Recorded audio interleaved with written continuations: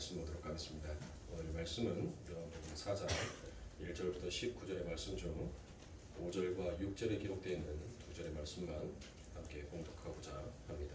본문의 말씀은 요한복음 4장 1절부터 19절의 말씀이지만 그 중에 기록되어 있는 5절과 6절의 두 절의 말씀만 한 목소리로 함께 공독하여 올리도록 하겠습니다.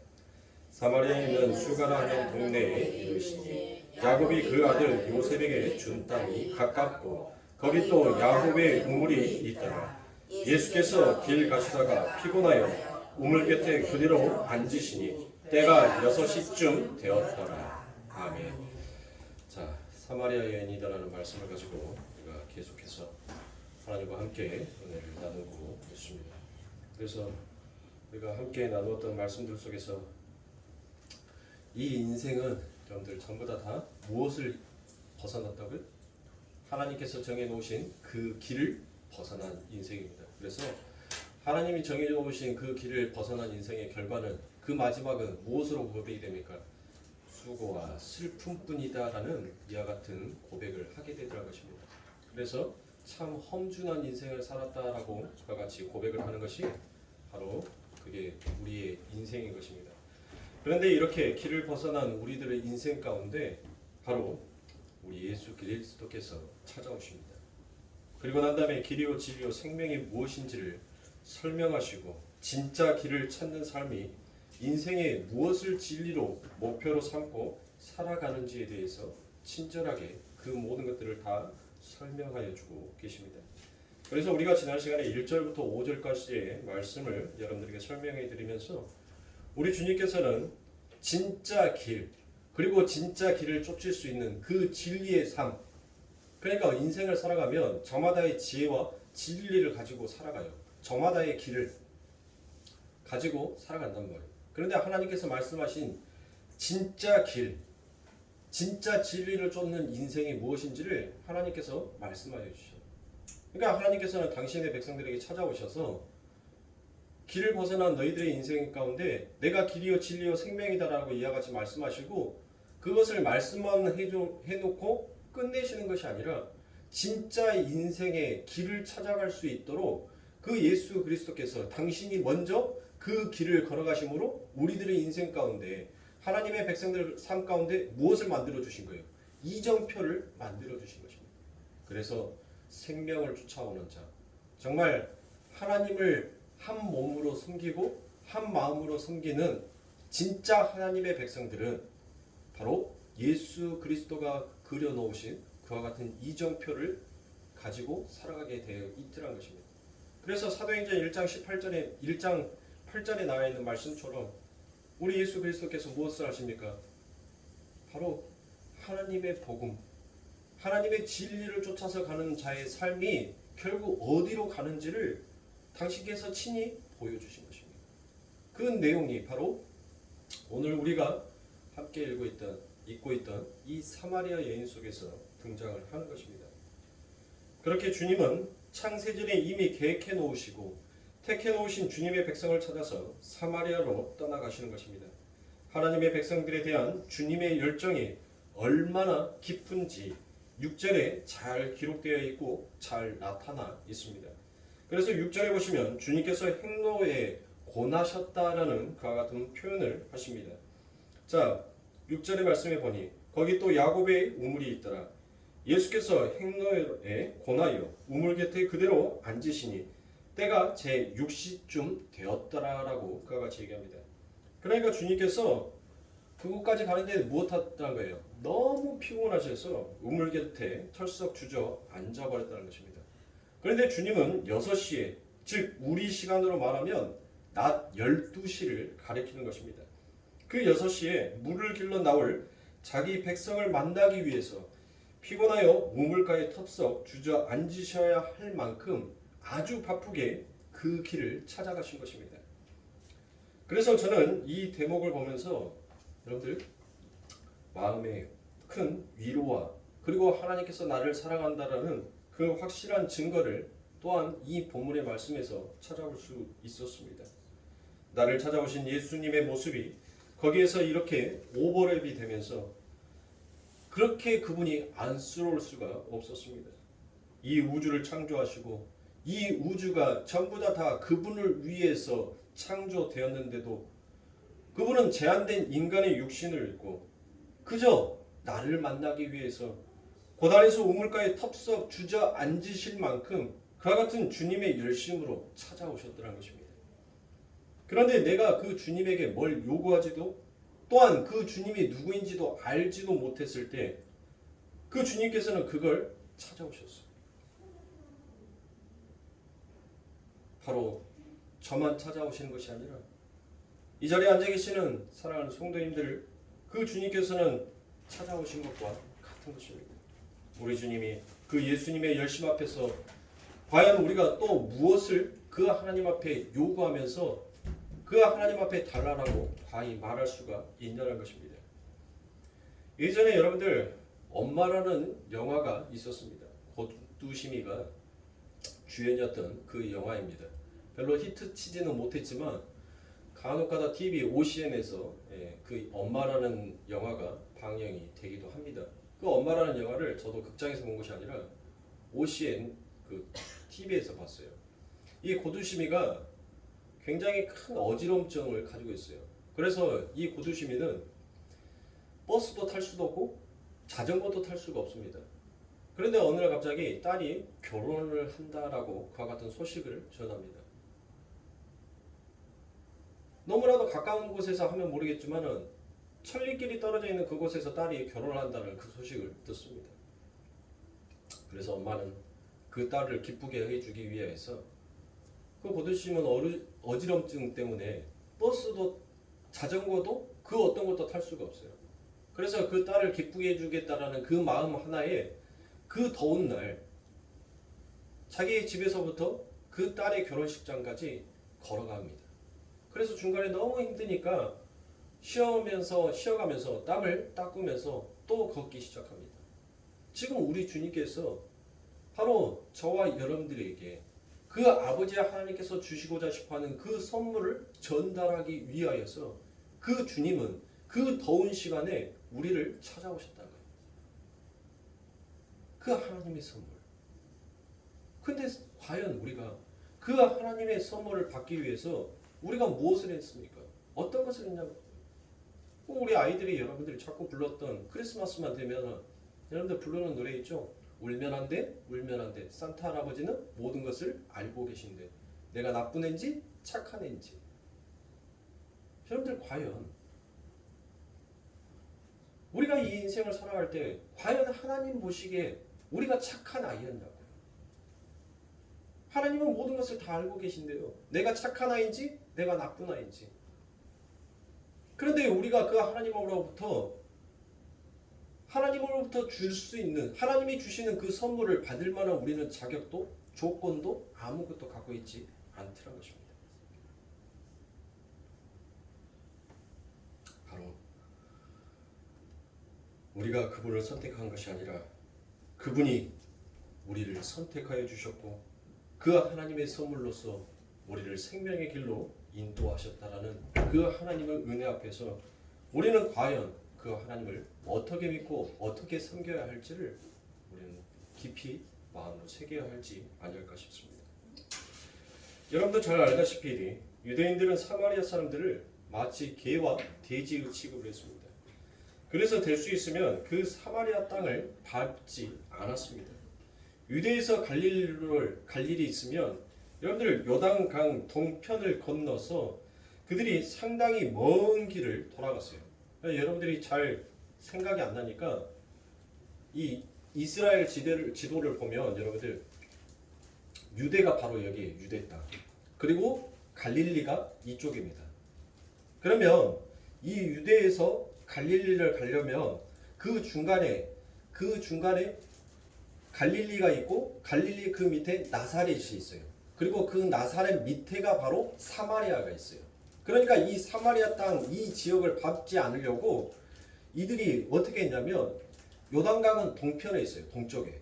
그래서 이 유대 사람들이 이 요단 동편을 향하여서 이 갈릴리로 갔어요. 그러니까 이 유대에서 곧장 사마리아 땅을 걸쳐가지고 갈릴리로 가면은 그들이 3일 만에 들어갈 수 있는 길이에요. 3일 만에 당도할 수 있는 길인데 이들이 사마리아 땅을 밟지 않으려고 이들이 요단 동평원으로 갔단 말이에요. 그러니까 3일 만에 갈 길을 6일에 걸쳐서 그들이 갈 정도만큼 그들은 철저하게 유대인들은 이 사마리아 사람들을 상종하지도 아니했을 뿐더러 그들을 사람 취급도 하지 아니했을 정도입니다. 그래서 그들이 왜 이 사마리아인들을 개, 돼지 취급했는지 여러분들에게 여러 번 설명을 드렸으니까 여러분들이 잘 아실 거라 생각합니다. 혹시 몰라서 여러분들에게 다시 한번 설명을 해드리면 BC 722년에 바로 북이스라엘이 아수르에 의해서 멸망을 하죠. 그러면 여러분들 이 북이스라엘은 여러분들 북이스라엘 사람들이 살았던 곳이 어디예요? 성경에서 그거의 사마리아예요. 사마리아. 이 사마리아의 땅에 이 북이스라엘 민족들이 밀집해가지고 여기서 살았어요. 그러면 아수르는 어디예요? 아수르는 동서남북을 하면 이 북쪽 지방, 굉장히 이 사마리아랑 이 아수르랑은 굉장히 거리가 먼 지역이에요. 이 아수르의 군대가 이 사마리아를 공격을 해서 여러분들 이 북이스라엘을 멸망을 시킨단 말이에요. 그래서 이 북이스라엘을 멸망을 시키는데 지금 사마리아인들이 살고 있는 그 땅을 이 아수르인들이 차지를 하는 거예요. 그리고 이 사마리아 땅에 있었던 이 사람들을 어디로 보내냐면 아수르로 보내요. 아수르와 바로 그 위에가 니누에가 있고 그 밑에가 아수르가 있고 그리고 그 아수르 밑에 가장 밑에 끝이 바로 바벨론이 있어요. 그래서 이 아수르는 어떤 정책을 폈냐면 혼합 정책을 폈어요. 혼합 정책. 그래서 이 사마리아 북이스라엘들을 포로로 잡혀가서 이들을 아수르의 자기들 땅에 거주하게 만들고 또 일부는 더러 바벨론에 거주하게 만들어 버린단 말이에요. 그러니까 무슨 정책이에요? 우리나라에서도 그와 같은 정책이 있었죠. 일본이 우리나라를 침략하여 왔었을 때 우리나라에 가지고 있는 민족의 정신을 다 말살시켜 버리겠다라고 해서 상투 틀었던 그 머리를 다 잘라버리고 그리고 한글을 쓰지 못하게끔 전부 다 일본어를 사용하게끔 만들었단 말이에요. 그러니까 그와 같은 혼합 정책을 만들었어요. 그리고 신사참배라는 참배를 시키기도 했단 말이에요. 조상의 무덤을 파헤치면서 그들이 가지고 있었던 유교적인 사상을 철저하게 다 파해버리기 위하여서 그들은 그와 같은 말살 정책을 폈단 말이에요. 지금 이 아수르가 이 북이스라엘을 BC 722년에 이곳에 침략하여서 이 아수르를 완전히 무너뜨리고 망가지게 하고 난 다음에 이 북이스라엘 백성들을 각국에 보내버려요. 그 혼합 정책을 피고 있는 그 나라에 보내버립니다. 그런데 이 북이스라엘의 사람들이 그 지방에 살면서 무엇을 잃어버린 거예요? 자기의 민족성을 잃어버리기 시작한 겁니다. 자, 그 내용이 열왕기하 17장 22절에 보면 잘 기록되어 나와 있습니다. 열왕기하 17장 22절부터 24절입니다. 이스라엘 자손이 여로보암의 행한 모든 죄를 따라 행하여 떠나지 아니하므로 여호와께서 그 종 모든 선지자라고 하신 말씀대로 심지어 이스라엘을 그 앞에서 제하신지라. 이스라엘 고향에서 아수르에 사로잡혀 가서 오늘까지 미쳤더라. 아수르 왕이 바벨론과 구다와 아와와 하막과 스바와임에서 사람을 옮겨다가 이스라엘 자손을 대신하여 사마리아 여러 성읍에 두며 저희가 사마리아를 차지하여 그 여러 성읍에 거하니라라고 이와 같이 얘기합니다. 이렇게 혈통과 종교가 섞여버린 사마리아 사람들은 유대인들에게는 이방인들보다 더 못한 그와 같은 사람들로 여겨졌습니다. 그들은 이 북이스라엘이 섬겼던 그 하나님과 우상을 혼합하여서 바로 사마리아 교라라고 그들만의 이상한 종교를 만들었습니다. 그런데 그들이 이상한 종교를 만들었음에도 불구하고 그 신의 이름을 하나님이다라고 그와 같이 불렀습니다. 누가? 이 사마리아인들이. 그러니까 남유다 사람들이 절대 그 사람들을 무엇할 수 있어요? 인정할 수가 없는 것입니다. 어떤 면에든 그러니까 아예 그 땅을 밟지도 않았고 그 사람들을 만나지도 않았습니다. 그들의 혈통은 목숨처럼 소중하게 여겼던 것이 바로 유대주의 아닙니까? 유대인들은 바로 그 혈통을, 그 종교를 자기의 목숨과도 바꿀 만큼 굉장히 중요하게 여겼던 사람들의 민족 사상이에요. 게다가 남유다 사람들은 70년간 바벨론의 포로로 생활을 하면서도 그들은 어찌됐든 간에 혈통을 잘 지켜왔습니다. 그러니까 그 사마리아인들, 북이스라엘 사람들을 보면서 더 의기양양할 수가 있었던 것입니다. 우리는 지켰는데 너희들은 왜 지키지 못했느냐라는 그와 같은 도저히 이해할 수 없는 그들만의 상식을 가지고 있었습니다. 그래서 오죽하면 남유다 사람들이 성전을 재건할 때 이 사마리아의 사람들이 와갖고 무엇을 합니까? 자기들도 도와주겠다라고 그와 같이 얘기를 합니다. 그런데 남유다 사람들이 그것을 허락해요? 허락하지 않죠. 왜요? 그들을 이 사마리아인들을 사람으로 취급한 것이 아니라 개, 돼지로 취급을 했단 말이에요. 그래서 개, 돼지는 여러분들 성경에서 무엇이에요? 부정한 짐승이잖아요. 부정한 거잖아요. 부정한 거. 부정한 건데 여러분들 못했어요. 그 부정한 자들이 어떻게 성전을 지을 수 있느냐라고 그 남유다 사람들이 거부를 했단 말이에요. 그러니까 이 사마리아인들이 못했어요. 화가 날 거 아닙니까? 화가 나니까 그 성전 재건하는 곳에 뭐를 냈어요? 시체를 갖다가 놔버려요. 그리고 난 다음에 그 성전을 건축하는데 성전을 건축한 그 재료들을 막 훔쳐갔단 말이에요. 그러니까 여러분들 어떻게 했어요? 이 남유다는 그날에도 이 사마리아인들이 개 돼지처럼 그날에도 꼴보기 싫어 죽겠는데 자꾸 하는 짓마다 정말 미운 짓만 골라서 하고 있는 거예요. 또 이 사마리아인들이 유대인들을 봤었을 때는 또 어떻게 했어요? 너무 지그들만 잘났다라고 잘난 척하는 그 모습이 너무 꼴살지 않았다는 거예요. 너무 꼴보기 싫었던 거예요. 그러니까 이미 이 둘 사이는 여러분들 골이 파일 만큼 파져 있어서 둘이가 화해할 수 없는 그와 같은 상태에 있었습니다. 그런데 그 시대에 지금 누가 오신 거예요? 바로 예수님이 오신 것입니다. 그뿐만이 아니라 이 유대인들은 아예 그들만의 법으로도 이 사마리아인들에 대한 것을 규정을 했어요.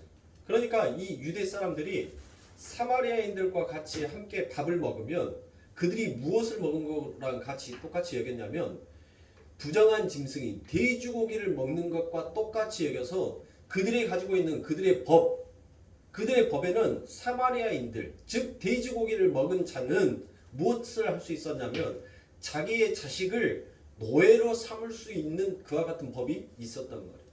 그러니까 이 유대 사람들이 사마리아인들을 얼마나 상종하지 않으려는 그들의 마음이 있었냐면 여러분들 철저했단 말이에요. 그들이 법으로 정해놓을 만큼. 아니 만나가지고 같이 밥 먹었는데 여러분들 밥 먹었다라는 그 이유 하나만으로 내 자식이 평생 노예로 살아야 한다라는 그 법이 있는데 누가 그들과 밥을 먹으려고 하겠어요? 당연히 밥을 안 먹으려고 하죠. 당연히 꺼려야 할 거 아닙니까? 그래서 아이바노의 소설에 보면 이 유대인들이 다른 나라 사람들과 막 싸울 때 도저히 이 유대인들을 이길 수가 없게 되면 이 유대인들 얼굴에다가 뭐를 확 디밀어 버렸냐면 돼지고기 있잖아요. 돼지고기를 확 디밀었다는 거예요. 그러니까 유대인들과 싸움을 하는데 도저히 이 유대인들을 못 이기겠으니까 이 유대인들이 가지고 있는 이 법전에 보면 돼지고기를 굉장히 부정한 음식이다라고 생각을 하고 그들은 돼지고기를 몸으로 만지는 것조차도 자기에게 부정의 탄다라고 생각을 해서 자기가 죄를 짓는다라고 생각해서 그들은 질색팔색을 했단 말이에요. 그러니까 싸우다가 안 되면 뭘 하는 거예요? 그들이 오는 곳에다가 돼지고기를 막 던져버리는 거예요. 그리고 돼지고기를 가져다가 들고 쫓아가요. 그러면은 혼비백산하고 그들이 도망가더라는 것이에요. 그 정도로 이 유대인들이 그들이 가지고 있는 법을 철저하게 지키려고 했을 뿐더러 그와 같이 하나님께서 부정하다라고 했던 것들을 그들은 어찌됐든 간에 나는 너희들과 다르다라는 자기들만의 민족 사상들 속에서 그것을 철저하게 지키려고 했단 말이에요. 그러니까 아이바노의 소설을 보면 여러분들 재밌어요. 그 소설을 보면은 이 유대인들이 얼마나 이것들이 꼴통인지 여러분들 그 모습이 나온다니까요. 그러니까 여러분들 혹시라도 올매 맞을 자신, 이스라엘 가가지고 여러분들 올매 맞을 자신 있으시면 싸우다가 말 안 되면 돼지고기 갖다가 얼굴에다 확 던져버리세요. 그러면 혼비백산하고 도망갈 겁니다. 근데 여러분들은 던지는 순간 뭐 해야 돼요? 36개 주랭랑채요. 36개 주랭랑. 이 유대인들은 지금도 이 유대인들은 안 먹어요. 안 먹어. 아직도 돼지고기를 부정한 음식이다라고 생각을 하고 먹지를 않는단 말이에요. 그러면 여러분들 돼지고기랑 소고기랑 여러분들 뭐가 차이 있어요? 아니 성경에 보면은 여러분들 족이 다 갈라져 있잖아요. 갈라져 있는데 돼지고기는 뭐를 안 해요? 되새김질을 안 하잖아요. 그래서 되새김질을 하지 않냐는 것을 부정한 짐승이다라고 생각하고 그들은 먹지 않냐는 것입니다. 어찌됐든 간에 여러분들 그 정도뿐만이 아니라 이 유대인들이 어쩔 수 없이 이 사마리아 땅을 밟고 지나가야 할 때 혹시라도 그 사마리아 땅을 지나가는데 그들이 갖고 온 식량이라든지 물이 다 떨어졌어도 여러분들 그들은 절대 사마리아인들 그 땅에 들어가서 음식을 구하거나 그들이 가지고 있는 그 샘에 가서 물을 마시지 않았어요. 그러니까 그들이 사용하는 모든 것들은 전부 다 배척을 했단 말이에요. 내가 여기에서 아사하여 죽더라도 난 너희들 것 절대 먹지 않겠다라는 그와 같은 철저한 그들만의 법을 가지고 살았습니다. 그런데 보시라고요. 그런데 놀라운 일이 일어나지 않습니까? 오늘 요한복음 4장에서 분명히 이 예수 그리스도는 어디에서 태어났어요? 나사렛에서 태어났던, 그리고 이 유대인들에게 자칭 랍비라라는 선생이야라는 그와 같은 칭호를 가지고 있는 자였습니다. 그리고 이 사마리아인들이 입고 있는 예복과 유대인들이 가지고 입는 평상복이 틀렸어요. 다르단 말이에요. 달라. 그러니까 어디를 가든지 간에 이 유대인들은 그들의 옷걸음만 보더라도 티가 나요. 아, 쟤들은 유대인이구나라는 것이 금방 알아차릴 만큼. 더더욱이 이 사마리아 땅에는 그 유대인들이 살 수 있어요? 못 살죠. 유대인도 사마리아 땅에 들어가서 살고 싶어 하지 않았고 사마리아인들도 그 유대인들이 자기 땅에 들어오는 것을 별로 탐탁해 여기지 아니하였기 때문에 그들의 옷은 당연히 차이가 날 수밖에 없었습니다. 한눈에 알아볼 수 있었던. 그런데 우리 주님께서 뭐예요? 그 유대인이었던 랍비였던 그 주님이 지금 개의 돼지로 여겼던, 세상의 개의 돼지로 여기는 그와 같은 자들을 향하여서 우리 주님은 황급히 가신다. 얼마나 바삐 가셨는지 그 주님은 그 우물가에 앉아 텁석 주저앉을 만큼 그곳에 가신다. 왜 그곳에 가셨습니까? 왜 개 돼지 취급하고 아무도 사람 취급하지 않냐는, 어느 누구도 유대인 랍비라라고 얘기를 듣는 그들은, 즉 이 세상 가운데 있어서 흥함을 쫓아가는 자들은 전부 다 쇠함에 있는 자들을 멸시하고 천시하는데 오히려 그 주님은 그 흥함을 버리고 쇠함을 택해서 그곳에 가시더란 것이에요. 지금 성경은 무엇을 얘기하고 싶은 겁니까? 맥없이 여러분들 이 사마리아 이야기를 이 요한이 이곳에 기록하여 놓지 않았을 거란 말이에요. 당시 여러분들 이 랍비는 특히 정오, 대낮에 여자들과 길거리에서 이야기를 할 수가 없었습니다. 더더욱이나 또 낮 12시에 여자를 만난다는 것은 더더욱이 있을 수 없었어요. 그리고 이 유대인들은 길을 가다 자기 아내랑도 이야기를 하지 않습니다. 그게 유대의 법이에요. 근데 이 사마리아 여인은 어떤 여자입니까? 이 사마리아 땅에서도 그는 내놓을 만큼 부정한 여자였어요. 사마리아 사람들이 부정한 자임에도 불구하고 그 사마리아인들 중에서 더 부정한 자, 그와 같은 모습으로 이 사마리아 여인이 등장을 한단 말이에요. 그래서 그 낮 12시, 낮 12시면 여러분들 그것은 굉장히 더운 날이에요. 더운 곳이에요. 더운 곳. 이 정오에 머리끝에 해가 내려있으면 우리나라도 여러분들 어떻습니까? 그 한여름에 낮 12시에 바깥에 나가가지고 어떤 일을 한다는 것은 굉장히 힘든 거 아닙니까? 더더욱이나 여러분들 이곳은 광야와 같이 굉장히 볕이 뜨거운 곳이란 말이에요. 근데 그 낮 12시에 이 여인이 그 우물가에 갔단 말이에요. 우물가. 사람들이 눈높이에서. 세밀한 묘화는 여러분들 시간을 기록하여 놓고 또 그 우물의 이름을 기록하여 놓고 그리고 예수님께서 그 우물에 찾아갔다는 것을 기록하여 나왔다는 것은 지금 이 성경을 읽고 있는 우리 독자들에게 무엇인가 전달하고 싶은 그와 같은 내용이 있더라는 것입니다. 그게 바로 무엇이에요? 바로 네가 그 여자다는 거예요. 바로 저와 여러분들이 지금 이 사마리아 여인에 등장하는 그 여자가 바로 너희들아라는 것을 지금 이 독자들에게 설명하여 주고 있는 것입니다. 그런 너희들에게 창조주여, 이 세상의 진짜 하늘의 왕, 이 세상의 왕, 정말 왕으로 오신 그분이 어떻게 그 백성을 찾아가는지를 너무나도 리얼하게, 너무나도 자세하게 설명하여 주고 있는 것이 바로 이 사마리아 이야기입니다. 그러니까 주님이 만들어 놓으신 무대장치를 여러분들 잘 보시기 바랍니다. 만일 주님의 제자들이 곁에 있었더라면 여러분들 무엇했겠어요? 그 주님은 이 사마리아 여인과 이와 같은 오랜 시간 동안 하늘의 복음에 대한 이야기를 할 수가 없었을 것입니다. 그런데 주님께서는 이미 창세 전에 그와 같이 하나님의 백성을 구원하시고자 세밀한 무대의 장치들을 설정을 해 놓으셨어요. 자, 제자들이 여러분들 음식을 구하러 갔는데 어느 누구도 예수님 곁에 남아있질 않습니다. 우리가 대부분 음식을 구하러 가면 우리가 어디 여행을 가면 어떻습니까? 다 준비해갖고 오는 것 같은데도 한두 개씩 꼭 빠지는 경우가 있어요.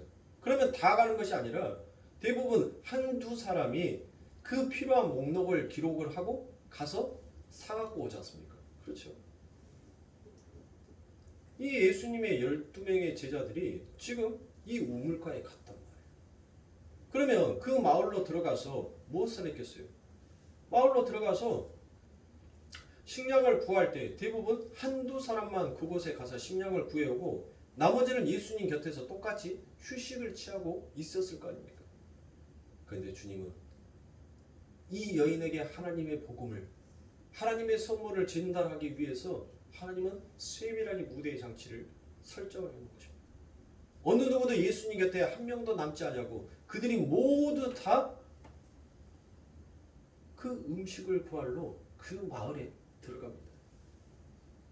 그런데 그 마을에 들어가는데 그 주님께서 당도하신 곳의 이름이 나오죠. 그 이름이 무엇입니까? 5절입니다. 5절에 무슨 이름이 나옵니까? 수가라는 이름이 등장을 합니다. 자, 이 수가라는 마을의 이름, 지명에서 이미 힌트가 되어 있는 것입니다. 그래서 5절에 보시면 수가라는 것이 이렇게 묘사가 되어 있습니다. 사마리아에 있는 수가라 하는 동네에 이르시니 야곱이 그 아들 요셉에게 준 땅이 가깝고 거기 또 야곱의 우물이 있더라라고 그와 같이 기록이 되어 있습니다.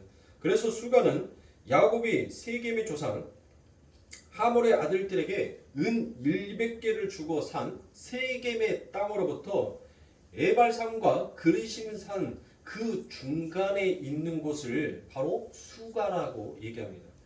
그래서 수가라는 단어의 의미가 바로 무엇이냐 하면 값을 치르고 사다라는 그와 같은 이야기가 됩니다. 그러니까 이 수가라는 이름의 뜻이 값을 치르고 사다. 그게 수가예요. 그러면 값을 치르고 사다라는 이 말을 다른 말로 하면 무엇이에요? 그게 대속인 거예요. 대속. 자, 그러니까 이 수가라는 뜻이 그런데 그 야곱의 우물에 있던 수가라는 곳이 구약 성경에 어떻게 소개되어 있는지를 여러분들이 보시면 아주 더 놀라우실 것입니다. 창세기 33장 18절부터 20절의 말씀에 보면 야곱이 밧단 하람에서부터 평안히 가나안 땅 세겜 성에 이르러 성 앞에 그 장막을 치고 그 장막 친 밭을 세겜의 아들 아비 하모르 아들들의 손에서 은 100개로 사고 거기 단을 쌓고 그 이름을 엘엘로헤 이스라엘이라 하였더라라고 되어 있습니다. 자, 여기에서 엘은 무엇이에요? 엘. 그렇죠. 그러니까 바로 엘헬로엘이라는 것은 이스라엘의 하나님이다라는 그와 같은 뜻이에요. 여기서 분명 야곱이 은 100개를 주고 무엇했다라고 나옵니까? 샀다라고 나오죠. 그렇죠. 야곱이 사서 그 자손들이 그냥 공짜로 마시고 있는 그와 같은 모습으로 지금 여기에 기록이 되어 있죠. 오늘 본문의 말씀에 보면. 네. 그런데 창세기 48장에 보면 조금 다르게 묘사가 되고 있습니다. 창세기 48장 21절부터 22절의 말씀에 보니 이스라엘이 요셉에게 또 이르되 나는 죽으나 하나님이 너희와 함께 계시사 너희를 인도하여 너희 조상의 땅으로 돌아가게 하시려니와 내가 내게 내 형제보다 일부분을 더 주었나니 이는 내가 내 칼과 활로 아모리 족속의 손에서 빼앗은 것이니라 라고 이와 같이 얘기합니다. 여러분들 같은 이야기인 것 같으면서도 지금 다른 이야기를 하고 있는 것처럼 보이죠. 자, 33장에서는 어떤 말이 나와요? 값을 주고 샀다라고 나와요. 그런데 48장에서는 칼과 활로 빼앗았다라고 그와 같이 나오고 있단 말이에요. 자, 그러면 이 말은 무슨 말이에요? 우리가 이 말을 여러분들 혼돈할 수 있잖아요. 그러니까 여기서 빼앗았다라는 말은 뭐 산적처럼 강도처럼 강제로 탈취했다라는 그와 같은 뜻이 아니라 정당하게 샀으면서도 그것을 원수들의 손에서 어떻게 지켜내는지를 나타내기 위한 것이에요. 네? 그러니까 그 우물을 샀잖아요. 그 우물을 샀는데 그 우물을 어떻게 지켰더라? 칼과 활로 아모리 족속의 손에서 빼앗은 것이니라. 그러니까 다른 사람의 손에 뺏기지 아니하게끔 칼과 활로 지켰다라는 것이에요. 그러니까 지금 이 성경의 구절 빼앗기지 않았다라는 것을 지금 반어법으로 강조를 하고 있는 것입니다. 그러니까 33장에 기록되어 있는 말씀과 48장에 기록되어 있는 이 두 절의 말씀을 우리가 합쳐서 해석을 하면 이와 같은 이야기가 되는 것입니다.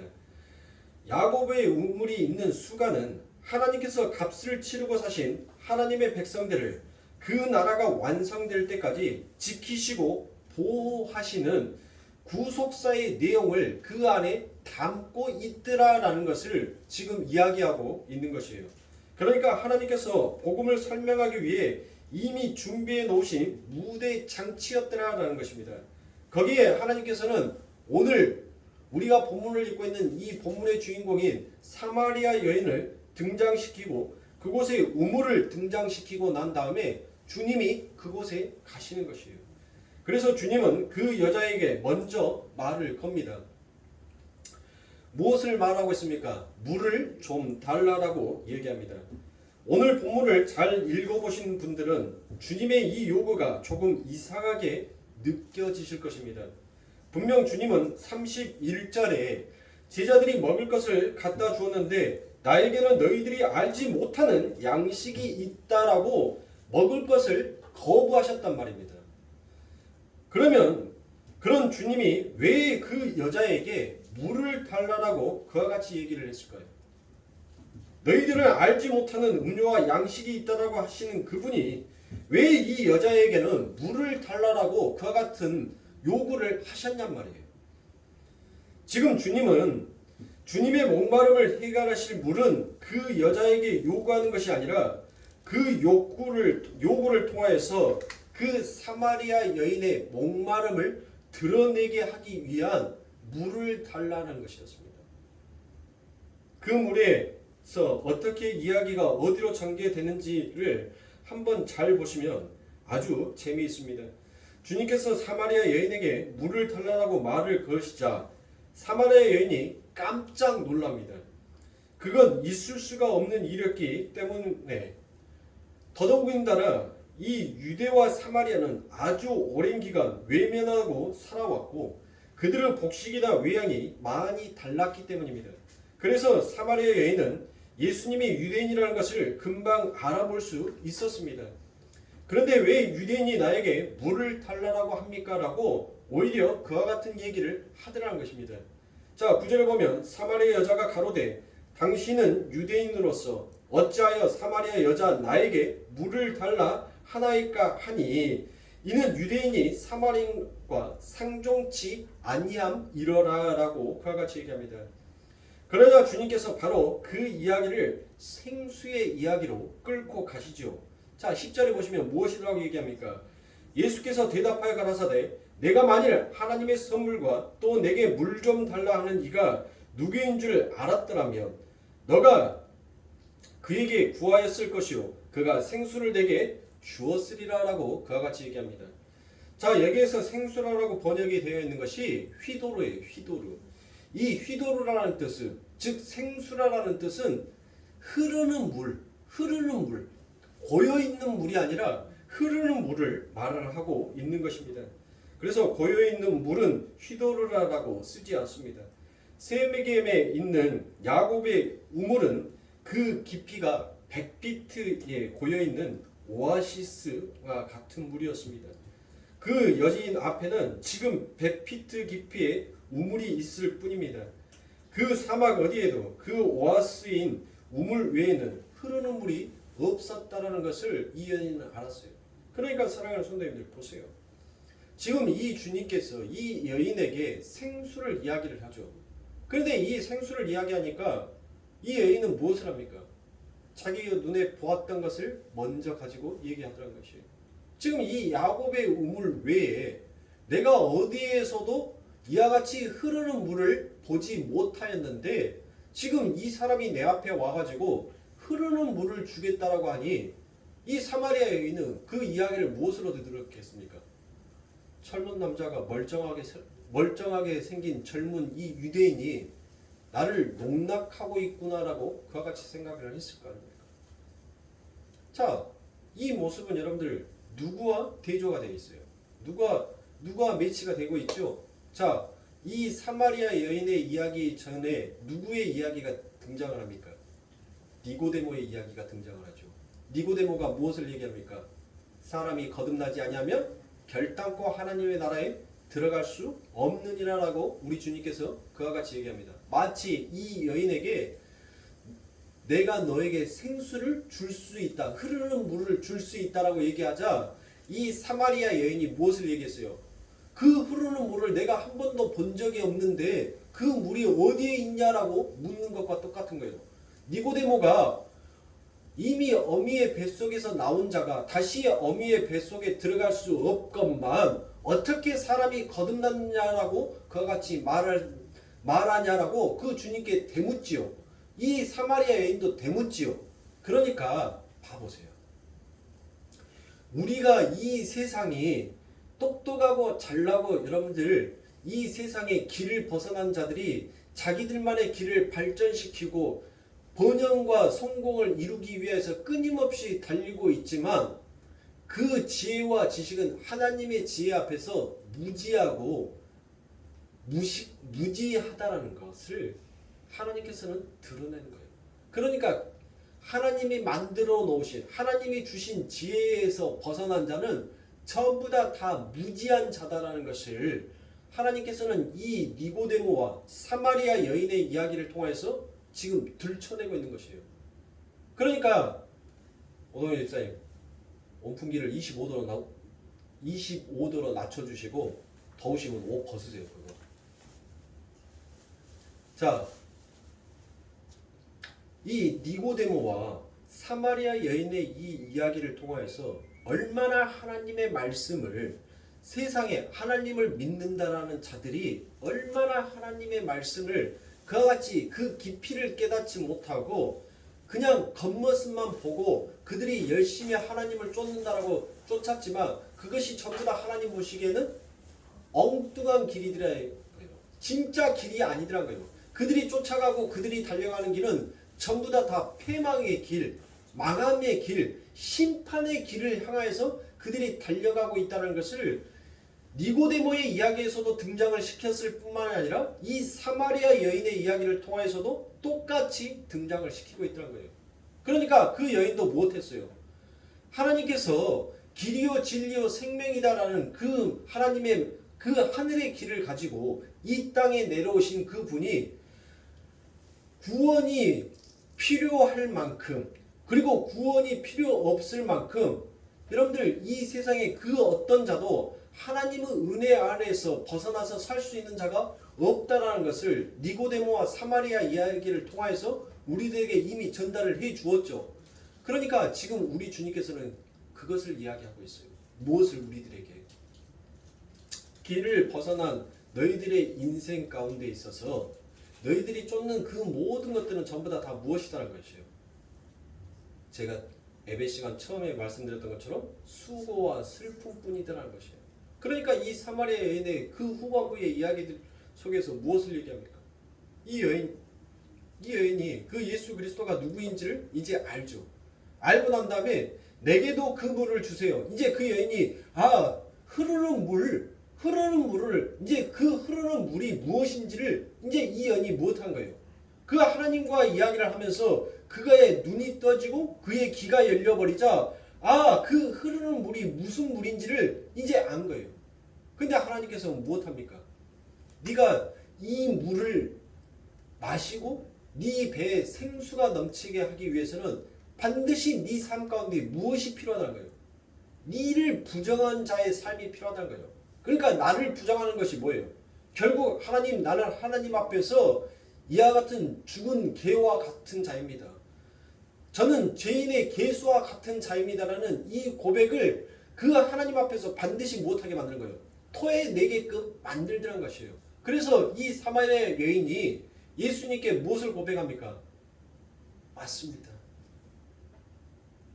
나는 이 세상에서 살아보기 위해서 그렇게 하나님 수고하고 땀을 흘리면서 이 세상 가운데서 하나님 내 공로를 메꿔보기 위해서 수없이 많은 것들로 내 삶 가운데 채워보았지만 하나님 결국 내 공로를 채우지 못했습니다. 결국 이 마지막 결혼하지 아니하는 이 남자 역시도 내 공로를 채워주지 못할 자입니다라고 그와 같이 얘기합니다. 그러자 예수님께서 그 여인에게 내가 이제 네 비어있는 그 공허를 채워줄게라는 그 말씀이 그 여인에게 무엇처럼 성령이 임하듯이 성령처럼 그들에게 오순절 다락방에 그 많은 사람들에게 하나님의 성령이 불같이 임하였던 것처럼 그 예수가 그 사마리아 여인에게 성령처럼 임하여 버리자 그 여인의 삶에 세상에 대한 공허가 사그리 사라져버리고 그 하늘의 것으로 채워지고 하늘의 것으로 충만하게 되어지자 그 여인이 그 동네에 들어가서 무엇을 하더라는 것이에요. 진짜 길이요 진리요 생명은 바로 이것이다라는 것을 그 여인이 가서 떠들더라는 것입니다. 그런데 여러분들 한번 생각해 보세요. 사마리아인은 여러분들 무엇이다라고 했어요? 개, 돼지라고 했죠. 유대인들이 보았었을 때 그들은 자칭 그들만의 하나님을 섬겼고 그들은 자칭 또 그들만의 하나님의 백성이다라고 그들은 그렇게 믿어왔단 말이에요. 네? 그들 자신들은 사마리아인들은 그런데 그 속에서 그 사마리아 여인은 그 사마리아인들이 모여 사는 곳에서 따돌림을 받을 정도로 굉장히 부정한 여자다라고 그 마을에 있는 사람들은 모두 그 여인을 알았을 거란 말이에요. 근데 여러분들 한번 보세요. 모든 사람들이 저는 부정한 자다라는 것을 그 자의 입에서 나오는 하나님의 진리의 말씀을 세상이 들었을까요? 세상이 알아먹었을까요? 천만의 말씀. 천만의 말씀. 세상은 아무도 그 하나님의 말씀을 듣고 깨달을 수가 없다는 것입니다.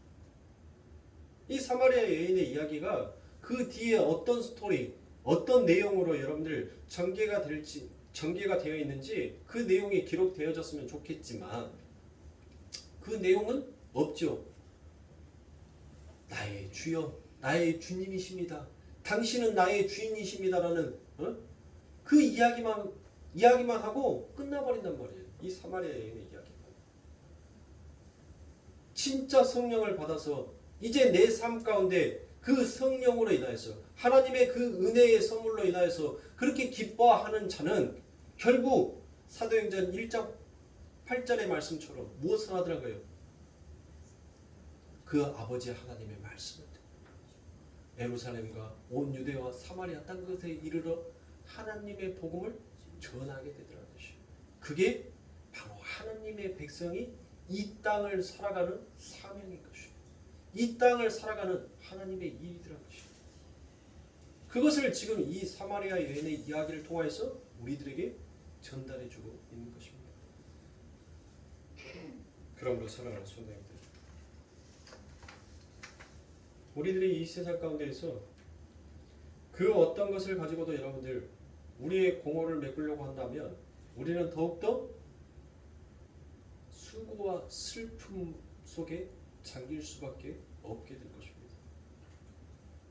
자, 21일 날부터 24일까지 약 4일간의 연휴였었습니다.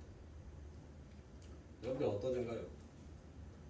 아침에 일어나도 똑같은 하루, 아침에 일어나도 똑같은 하루, 그 하루가 똑같이 계속 반복이 됐어요. 주일 예배를 끝나고 난 다음에 집에 돌아가셔서 그 오후부터의 시작이 여러분들 어떠시든가요? 지루하지 않던가요?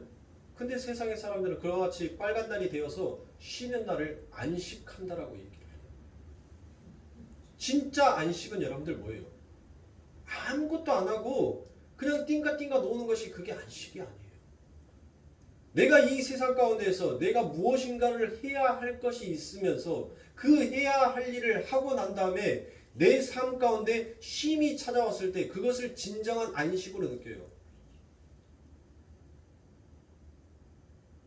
근데 세상은 그것을 안식으로 얘기하지 않는 것이에요. 그러니까 세상이 가지고 있는 지혜와 지식과 하나님이 가지고 계시는 그 지혜와 지식은 확연히 차이가 있을 수 있는 것입니다. 그러니 사랑하는 성도입니다. 여러분들이 무엇을 이루어내려고 하지 마세요. 하나님께서 이루어내신 일을 여러분들은 묵묵히 쫓아가면 되는 거예요. 저와 여러분들은 그 길을 쫓아가는 자이지 우리는 그 하나님이 해놓으신 또 다른 길을 개척해 나가는 자가 아닌 것입니다. 뭘 개척하냐고요? 우리는 예수 그리스도께서 밟아놓으신 그 발자취를 따라서 걸어가는 자입니다. 우리는 개척하는 자가 아니에요. 우리는 이미 전부 다 길을 벗어난 인생들이었습니다. 그렇게 길을 벗어난 인생 가운데 진짜 길이 나타나셨고 그 진짜 길 위에 진리라는 그 발자취를 남겨놓으셨고 그 진리가 결국 그 발자취의 끝을 가보니까 바로 생명이었다는 것을, 영생이었다는 것을, 하나님의 아버지의 나라였다는 것을 그 예수 그리스도께서 삶으로 보여주신 것입니다.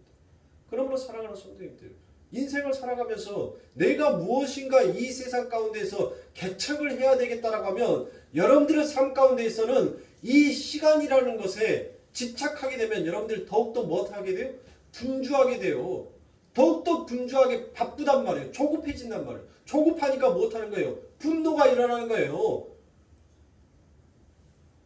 조급해할 필요가 없어요. 시간조차도, 이 시간의 흐름조차도 누가 창조하신 거예요? 우리 하나님이 창조하신 거란 말이에요. 내가 왜 조급하냐고요? 내가 걱정한들 그 걱정이 한 키나 더 할 수 있습니까? 못한단 말이에요. 못해요. 근데 왜 우리들은 내가 무엇인가를 개척해놓고 내가 무엇인가를 만들어야 되겠다라는 그와 같은 허울진 생각에서 여러분들 살고 있냐고. 그게 바로 예수를 죽이는 삶이고 그게 예수를 배척한 삶이고 그게 하나님의 복음을 진짜로 받아들이지 못한 자의 삶인데 근데 세상은 그렇게 흘러가고 하나님의 백성마저도 그렇게 가야 한다라고 믿고 있더란 것이에요. 정말 우리가 내 안에 그 성령이 임하였고 그 성령의 일하심을 우리가 진짜 믿는다면 우리는 묵묵히 인내하면서 그 길을 가면 되는 거예요. 인내하면서. 그렇게 인내하면서 가면 여러분들 반드시 그 소망이 우리들에게 맺혀지게 되어 있어요. 왜요? 하나님의 말씀은 1.1획도 흐트러짐이 없어요. 하나님의 말씀은 허투루 땅에 떨어질 수가 없단 말이에요. 우리 하나님은 거짓말의 하나님이 아니란 말이에요. 그것을 우리는 믿고 있지 않습니까? 도대체 우리가 믿고 있는 그 믿음의 하나님은 내가 정해놓은 믿음의 하나님입니까? 아니면 도대체 무슨 하나님이냐고요. 믿음조차도 내가 사유하고 있고 내가 하나님을 믿었기에 믿는다라고 생각하기 때문에 그 하나님마저도 차로 우로 내 마음대로 주무르고 싶은 것이 그게 우리들 아닙니까? 정신 차려야 돼요. 수고와 슬픔뿐인 인생 금방 그 시간의 멈춤도 우리들에게 다가옵니다. 그때 누구를 원망할 거예요? 누구를 탓할 겁니까? 자기 못난 것은 탓하지도 않고 남 못난 것만 탓하다가 결국 지옥불에 떨어지면 누구를 원망할 거예요? 정말 어리석은 인생들. 저는 이 시대에 하나님의 백성이다라고 자칭 이스라엘 선민이요 나는 율법을 철저하게 지키는 유대주의자라고 생각하는 율법주의자다라고 생각하는 자들에게 저는 가히 이렇게 말하고 싶습니다. 당신은 정말 하나님을 아십니까?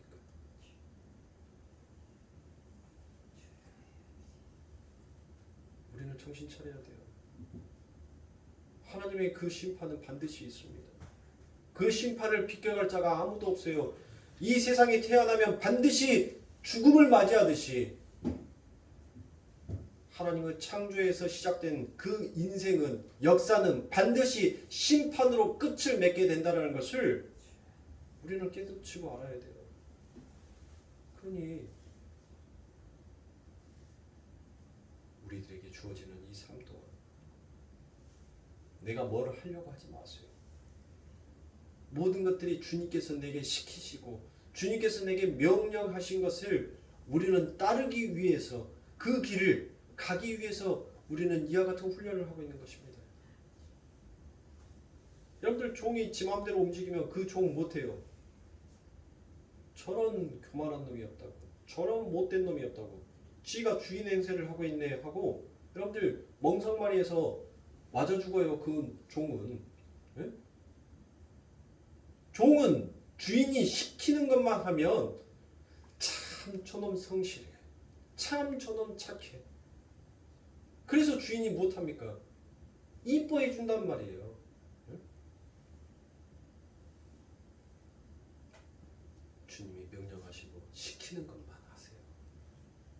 뭘 하려고 하지 마시고 뭘 하려고 할 때마다 거기에는 자꾸 뭐가 있어요? 부스름이 있어요. 부스름이. 그러니까 야곱이 뭐라 합니까? 그 마지막 인생 나 120년 인생 참 수고와 슬픔뿐이었고 험준한 인생 살았다라고 얘기합니다. 왜 험준한 인생 살았어요? 지가 하나님 되보려고 자꾸 그 마음에서 그 죄됨이 뽕구작뽕구작 올라오니까 뭐 하는 거예요? 그러니까 수고와 슬픔뿐이었죠. 내가 반드시 너를 이 땅에 데려올 때까지 그리고 내가 내게 명령한 그 말씀이 이루어질 때까지 나는 너를 떠나지 아니할 것이다 라고 하나님께서 명령했어요. 그건 축복이지 않습니까? 그 하나님이 같이 임하였음에도 불구하고 지 스스로 지가 길을 개척해보겠다라고 나설 때마다 항상 거기에는 무엇이 있었습니까? 전쟁이 있었어요. 나눔이 있었어요. 분쟁이 있었단 말이에요. 다툼이 있었어요. 그러나 그 모든 일에 하나님은 명령 앞에 순종하고 갈 때는 그곳에는 뭐가 있었습니까? 진짜 샬롬, 평화가 있었단 말이에요. 안식이 있었어요. 네? 저와 여러분들이 무엇인가를 내 스스로 개척하려고, 내 스스로 발전시키려고, 내 스스로 업그레이드 시키려고 할 때마다 그곳에는 항상 다툼과 분쟁과 나눔이 있는 거예요. 그러나 하나님은 명령 말씀 앞에서 고개 숙여 순종만 하면 내 삶 가운데 평화와 안식. 오늘 우리 본문에서 예수께서 내가 내게 생수를 달라 하는 이가 누구인 줄 네가 알았다면 그것을 내게 요구하지 아니하겠느냐라고 말씀하신 거죠. 우리 주님의 말씀 앞에 우리가 순종하면 그 흐르는 생물이 내 안에서 넘쳐요. 내 안에서 마르지 아니하는 생물이. 그래서 요한계시록에서 내 배에 생수의 강이 넘치나이다라고 같이. 그거는 주의 말씀 앞에 순종할 때만 그 강이 넘치는 거예요. 그러므로 사랑하는 성도님들, 한 주간 또 여러분들 살아갈 때 내가 무엇인가를 개척하려고 하지 마시고 내 삶 가운데 주어지는 그 하나님의 명령을 귀를 열고 눈을 열어서 듣고 깨달아 주의 진짜 길, 진리의 길을 걸어가실 수 있는 저와 여러분들이 되셔야 합니다. 또 그와 같은 저와 여러분들이 되기를 소망합니다. 그런 길을 걸어가십시오. 그런 자만이 마지막 생명의 빛, 그 생명의 나라로